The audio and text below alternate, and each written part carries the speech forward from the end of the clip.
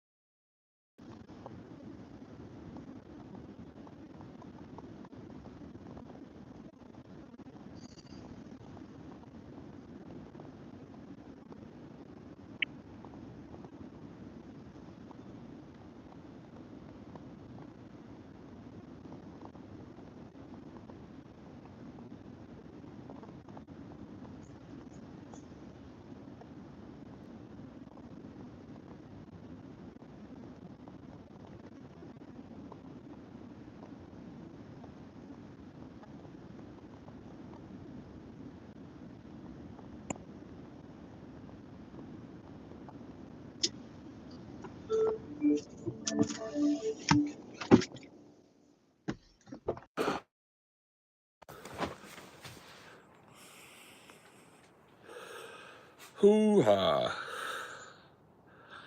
Our stuff has been delivered. Battered, bruised, but otherwise complete.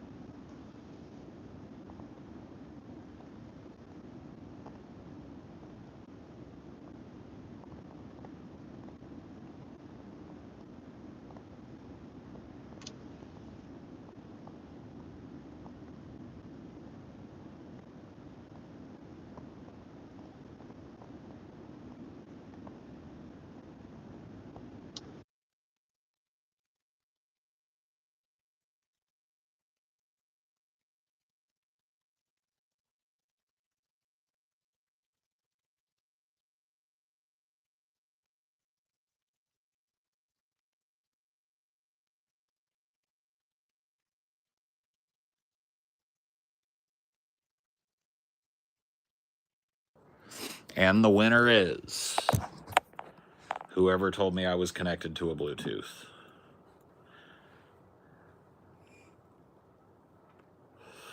They win 10 internet points for the day. But yes, our stuff has arrived.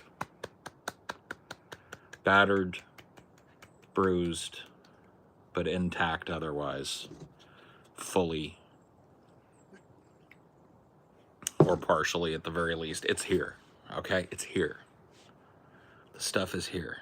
We can unpack.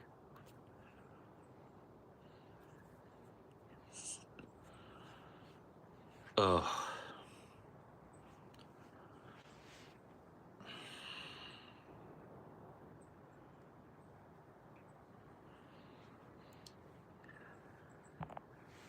They damage any of your shit? Of course they did.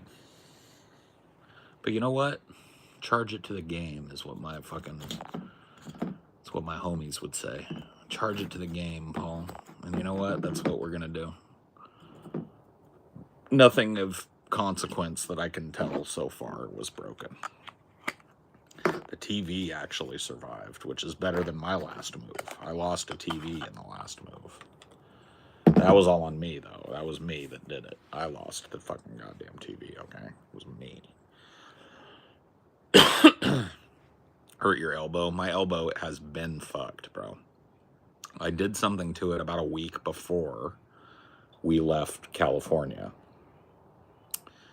And it is just, it hasn't gotten worse, but it hasn't gotten better. I have bursitis or whatever in my shoulder, and I have tennis elbow in my left elbow. So hyperextension problem at some point, and now it's just all fucked. It's another one of those things, man, that I've just had to learn to like live with. And my left arm just don't work the way that I think it should work anymore. Okay. We will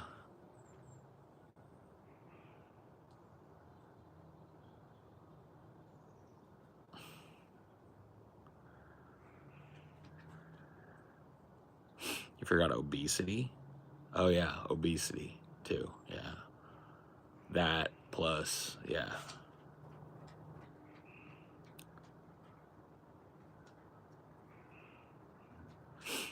That's some pretty western red cedar you have there in the P&W. Winky faced, you botanist bastard.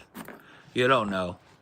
I had these beautiful red cedars imported to the bunker, one by one, at my expense, okay? To give the illusion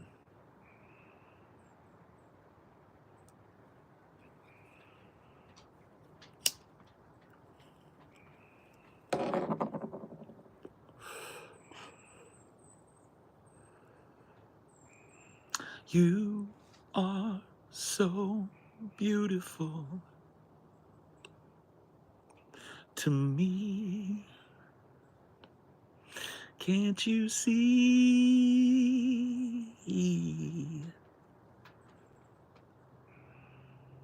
You're everything I hoped for. Oh, and you're everything I need. You are so beautiful to me.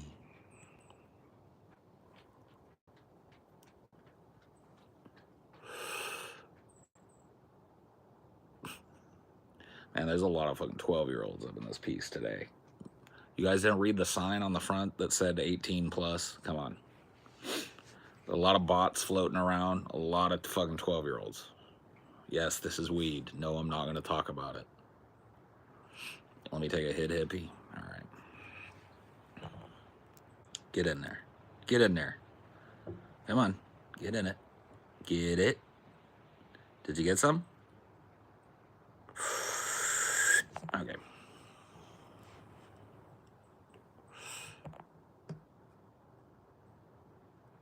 Tuck it in there. Tuck it in there.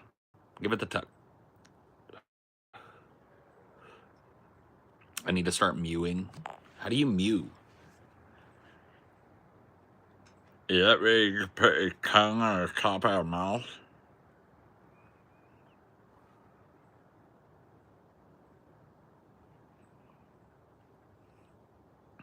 You need Mr. Miyagi. He can fix your back. Maybe. I'm no Daniel-san though, dude. I'm not light on my feet. Okay, I'm not good at kung fu. All right, I'm no Daniel-san.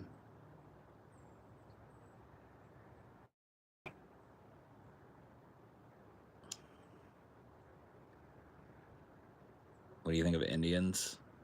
Which Indians? Dots or feathers? Sweep the leg. Okay. That's what I heard, is that you sweep the leg. A guy told me to try and sweep the leg if I ever get in a fight. Go for the leg. Yeah.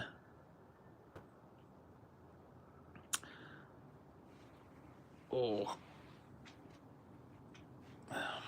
You know a lot of great massage places?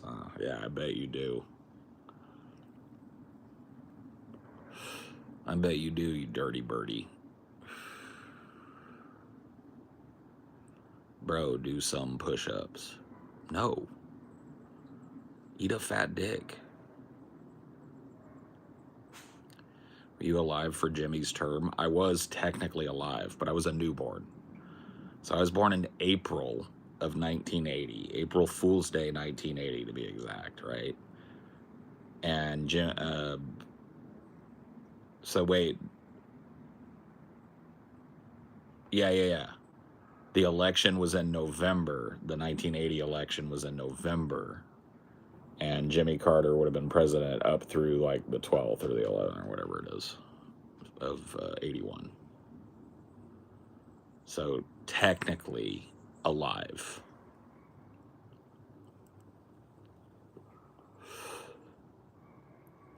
So my first president, yeah, was Jimmy Carter, yeah.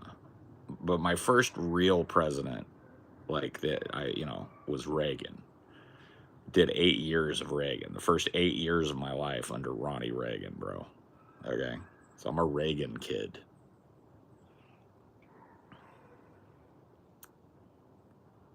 Was hoping he would outlive Biden. Oh, Jimmy died. That sucks. Yeah, I hadn't heard that. I've been a little out of it, so.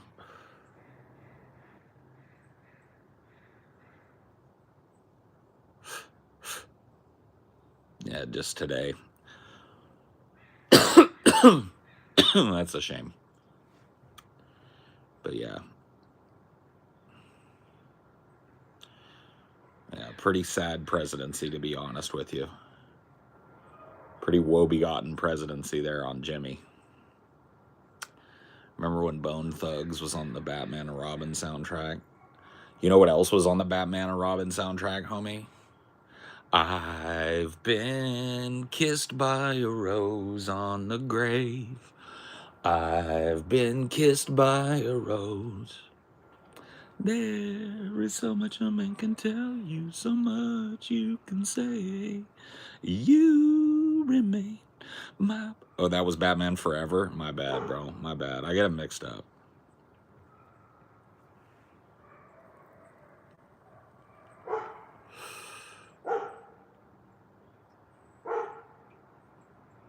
What do you think about your friend over there, D?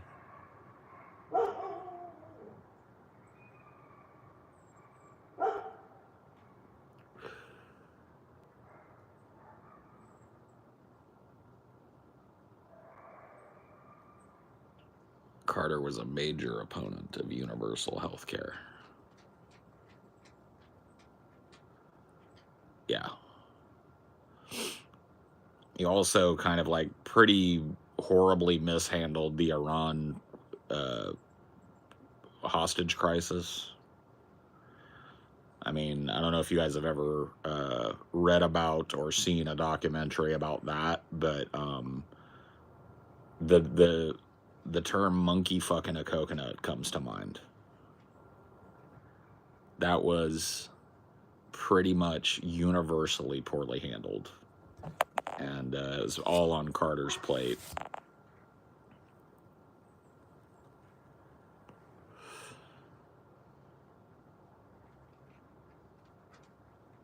Space Jam. Man, I hated fucking Space Jam when I was a kid, bro.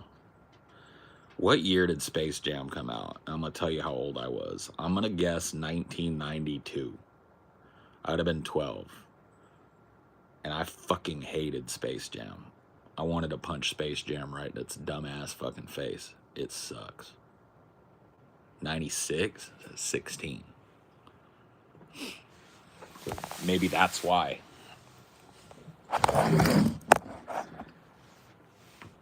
Perhaps that is the reason. Yeah, because 96. Yeah, 16. Yeah, Space Jam sucks. Overrated hunk of shit movie.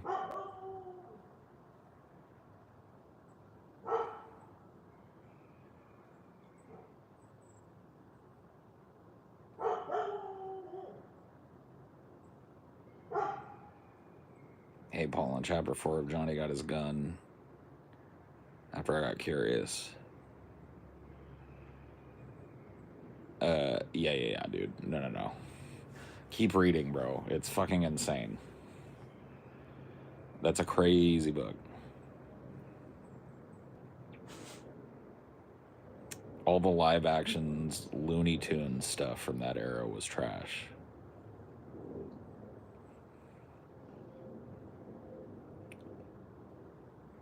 Yeah, I agree, dude. The Looney Tunes really got fucking used and abused in the 90s. They lost what was, like, funny about them. Like, they were fun. You know, fun and whimsical and relatable and goofy and wacky in all the right ways. And then the 90s just ruined it, tried to make it cool. It's like they were never cool. And when they were cool, it was effortless, like everything cool is. Here's a little anecdote for all you youngsters. If you're trying to be cool, you're not. Okay? If you're attempting to be cool, you're not cool.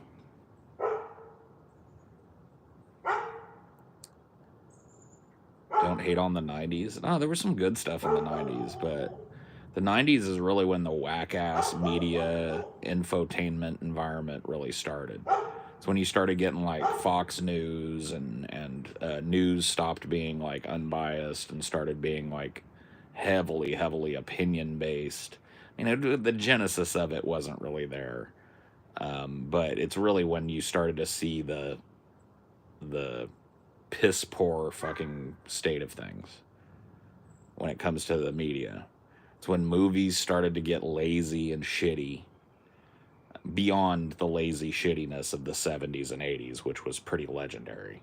But it's really when they started to get unwatchably lazy, shitty, corporate, made by committee. You got to be real about the 90s, bro. It was cool being a kid in the 90s because we still had like an era of freedom as teenagers and kids and stuff. Like our parents didn't crap their pants if we like rode our bike, like if we disappeared up and around the corner in the neighborhood, our parents, we knew we had to be home by sundown. That was the fucking rule, or whatever the rule was, you know what I mean? Halloween wasn't like this helicopter mom fest where kids are like chaperoned by big, giant fucking dads with mag lights and a scowl. I don't even get that, bro. It's just fucking crazy. Like when I was a kid, Halloween was your parents cut you loose and you ran all over the neighborhood getting into trouble. It's like what that night was for. It's all sanitized and people do shit like trunk or treat now. It's like, just kill me. If I was a kid, I'd rather die. I'd rather die than do a trunk or treat. So, you know what I mean. Growing up with a Sega Genesis was the shit. Still play Sega all the time. Yeah. I had a Sega too. I had a Sega Genesis. I had a Sega CD and a 32X. I had the whole homunculus, bro. The Sega homunculus. And I had the good Sega CD too, not the crappy second gen Sega CD. I had the first gen Sega CD with the first gen Genesis on it. That was the best setup. And I wish I hadn't because you know what happened to that, dude?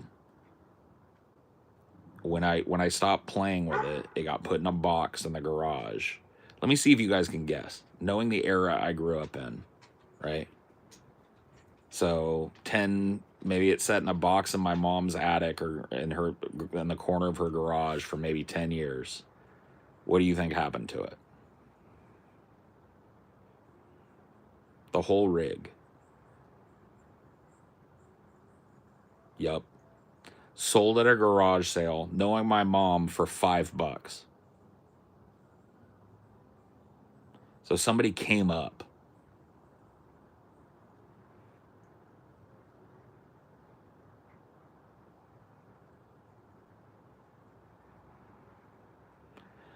Knowing my mom, she sold the whole box. And I'm talking like the controllers, the system, all the games.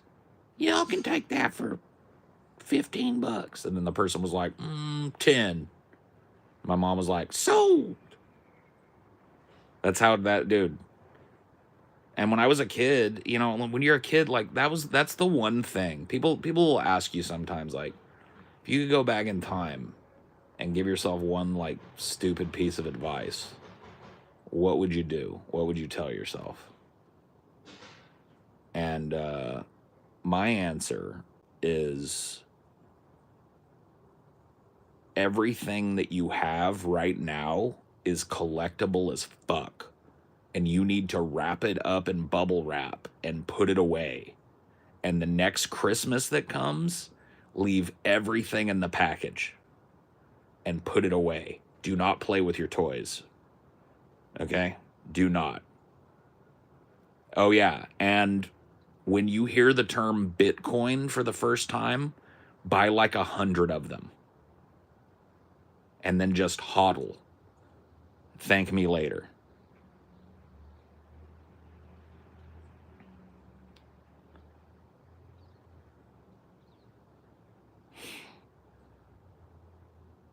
Yeah, you could have gotten like dude. And I remember because I was like a tech nerd, so I heard about Bitcoin in the early days when it was worth jack shit, when you could get like a ton of Bitcoins for $10, $20. You know what I mean? And if I would have just done that, I could have been a multimillionaire, just fucking chilling. You bet your ass, as soon as that shit fucking peaked the first time, I would have sold every bit of it.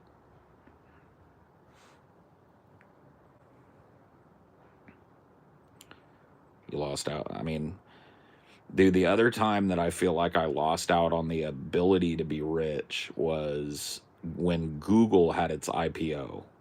You guys remember this? Probably not. It's like in the early 2000s. The Google IPO hits, right? Everybody is talking about how you should buy as much of that shit as you can. I had a bunch of stock at Starbucks granted to me and purchased through the grant program that were vested, ready to be converted into whatever stock I wanted. All I had to do was pick up the phone and convert my, at that time, $15,000 worth of Starbucks stock into Google IPO stock, and I would have been 10x a millionaire. 10x a millionaire just on that one phone call. Pretty fucked up, right? When you think about it like that.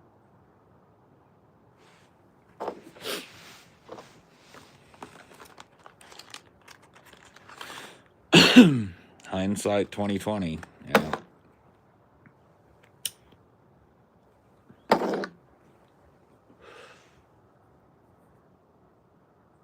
But yeah, I didn't have a pot to piss in when Bitcoin came out, but you didn't need a pot to piss in. I had $5.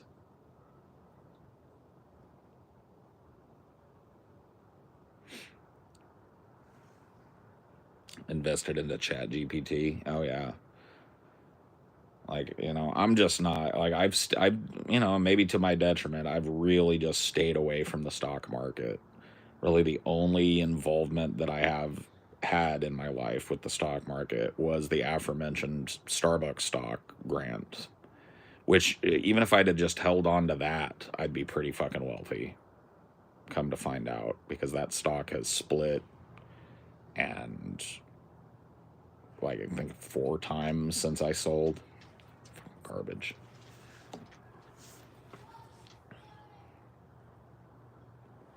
It's gambling. No, that's absolutely true. It's gambling, and I do not gamble. I don't judge people who do. I just do not gamble. I will not gamble. I refuse. And to my detriment, I guess, a few times, but I just don't move my money into that type of shit.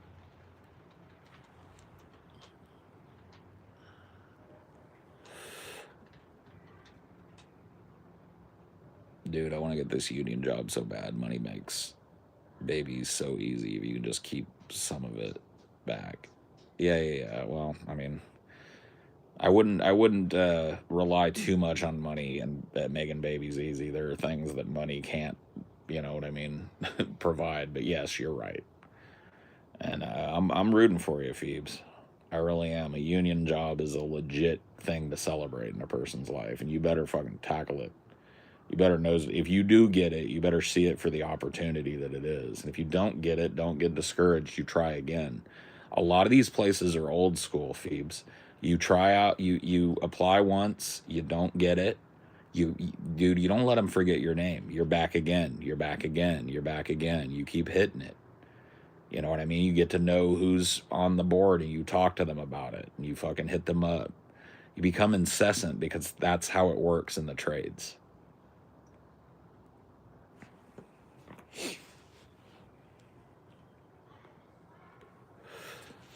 union people are kind of assiduously old school when it comes to shit like that.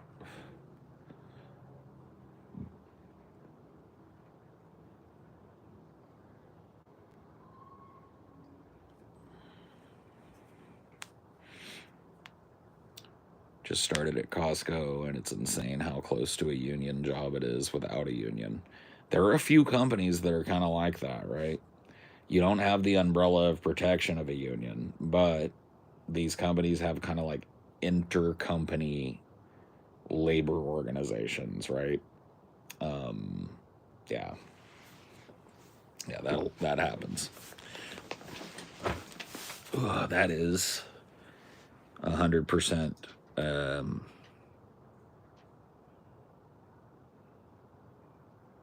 100% true. I'm a little stoned, sorry.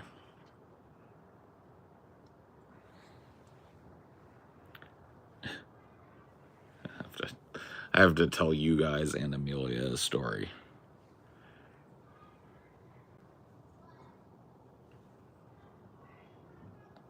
Hey, babe. Hey,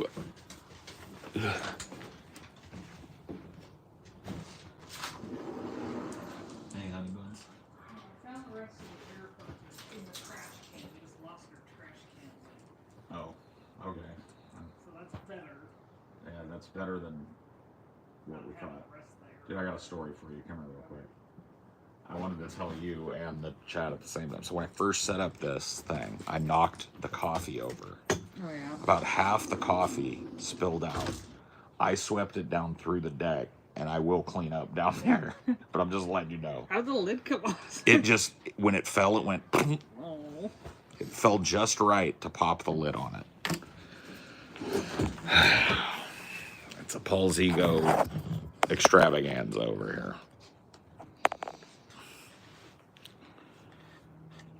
here. You're just disappointed. Yeah, I'm not mad. I'm just disappointed. No, I mean, those guys worked hard, and like I said, they weren't making any of these fucking decisions or anything. Yeah, I don't know who was responsible for what, how many different people were involved in loading and unloading. Yeah, it's crazy that it ends up being the same dude that picked up, the same driver that picked up all the way back where we were, is the dude that delivers to us. And I asked him, I talked to him about it. I was like, did you pick up from Vegas? And he said, no, I picked up when it broke down and blah, blah, blah, blah, blah. And I took over there and had to offload and, reload. It was just, it just feels like there's a combination of incompetence,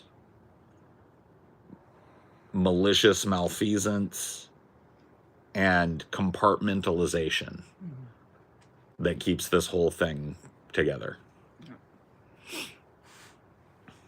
I don't know how they squished so many boxes. It looks like it looks like they were just walking on the boxes or whatever. Yeah. I mean, that's probably true. Yeah. Who the fuck knows? It's gonna be an adventure opening every last box. What's crushed? What's fucked? Did we even get all of our boxes? Mm-hmm. But yeah, the stuff is delivered and is partitioned into the parts of the house. There's a bunch of office boxes that are up here anyhow. What a bunch of fucking nerds, man. You had one job. Yeah, anything that says office goes in office. And it was super simple to get into the office, way easier. So you doubled your labor for nothing. I'm a fucking retard. And now I've got to fucking kick a bunch of boxes downstairs. Great. Anything stolen, broken, kinda. But whatever. Like I said, charge it to the game, bro. Do not ever not drive your own stuff if you're doing a long distance move. That's our advice to everyone. Drive your own. Well, here's two pieces of advice. If you're doing a long ass distance move, consider factoring in the cost of getting another household worth of shit and just dumping all of your shit. Yeah, selling it.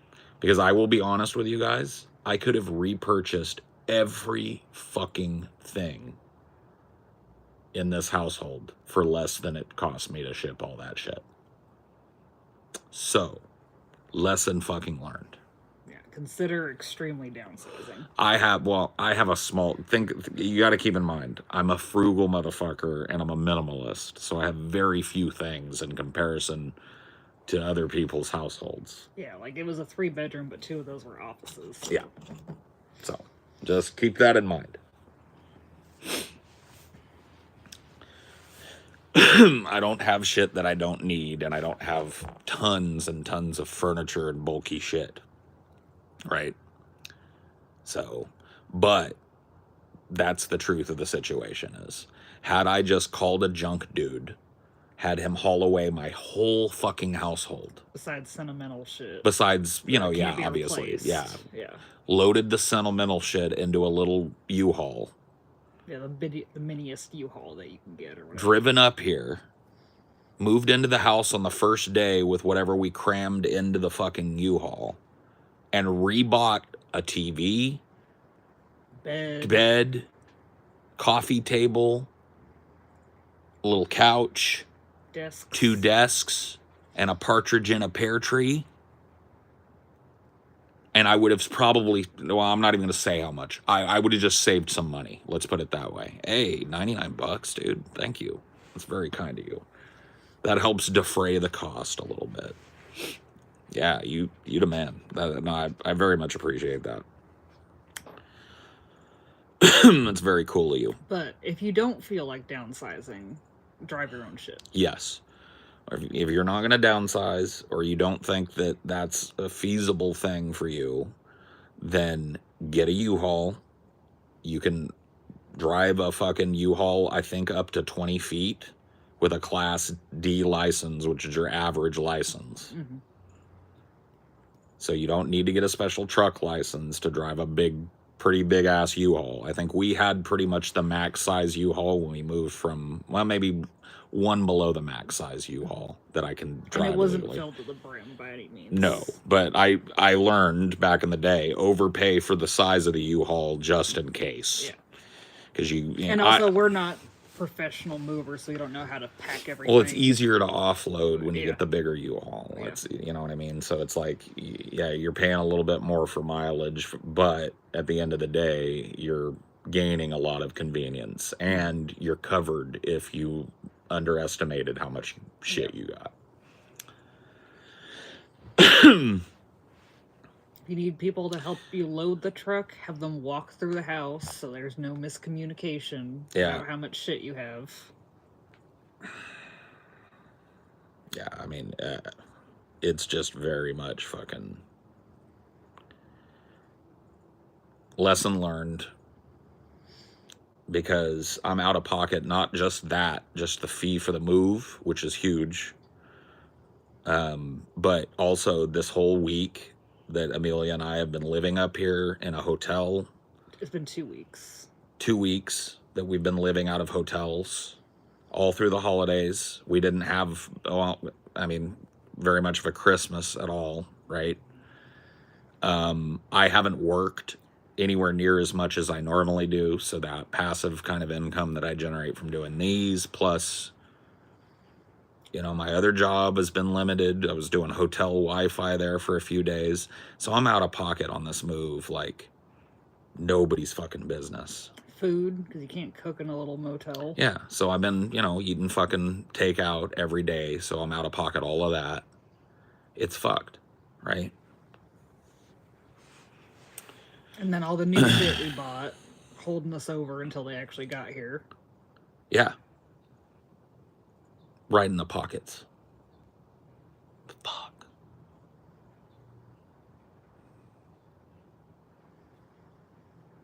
So no to pre-recordings? No, we got those done, bro. Yeah. Yeah, at least this week's. Yeah, our patrons' pre-recorded episodes that they get are done and scheduled. Yeah. I got to do some more recording later this week. Mm-hmm. This week's is already out for merch tier. Mercier got their early access. So. All right, well, that's good.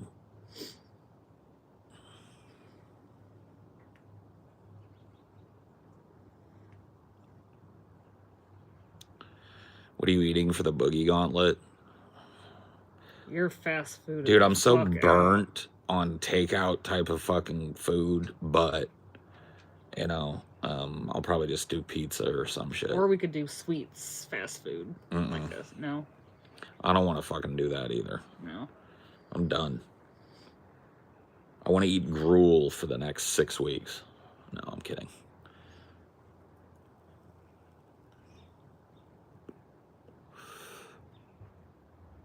But I'll probably do up a pizza or fast food sandwiches, maybe. Pizza. Yeah, pizza. I'll order one pre-cooked, so it's officially fast food. We can do that.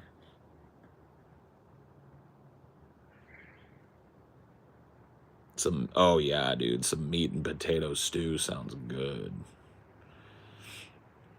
Yeah, just like a just beef, just like a good fucking cut of beef round, and then throw in some veggies, throw in like spice pack or something for the gravy, and just let it do low and slow in that crocker potter. Just let it fucking, yes. Yes. That's a fantastic idea.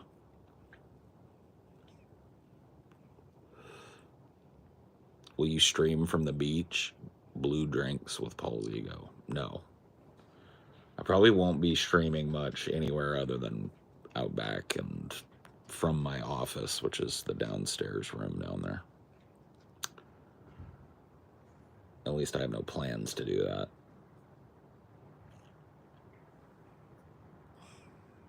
Oh, shit. On the bright side, our little maintenance request, they already found a vendor and they should be contacting us shortly to schedule an appointment to fix our faucet. Nice. Nice. We can finally do our own laundry, hopefully. Yes. Yeah. All right. I'm going to shut this off. I may stream a little bit later, but I'm going to eat and chill for a little bit. So, thank you guys for watching. I'll see you next time. Bye.